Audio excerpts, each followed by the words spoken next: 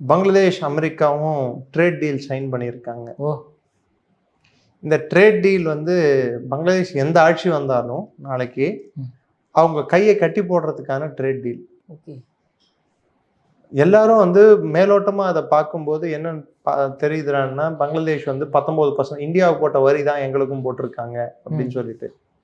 பங்களாதேஷோட பொருட்களுக்கு குறிப்பிட்டு டெக்ஸ்டைல் இண்டஸ்ட்ரிக்கு வந்து அமெரிக்கா மார்க்கெட் வந்து ஓப்பன் ஆக போகுது அப்படின்ட்டு.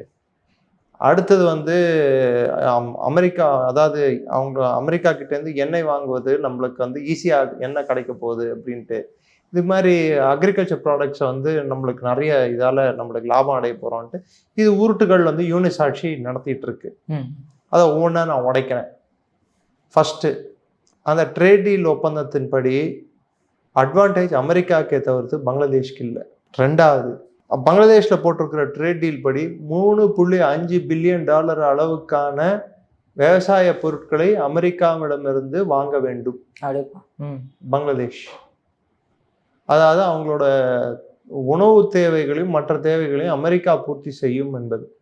அப்படின்னா நாளைக்கு பிணி, பசி, பட்னி, பஞ்சம் அப்படி ஏற்பட்டால் அது அமெரிக்கா ஒரு மூல காரணமாக இருக்கும். ஸோ அவங்களோட ஃபுட் செக்யூரிட்டியை தூக்கிட்டு போய் அமெரிக்கா கையில் கொடுத்துட்றாங்க பங்களாதேஷ்.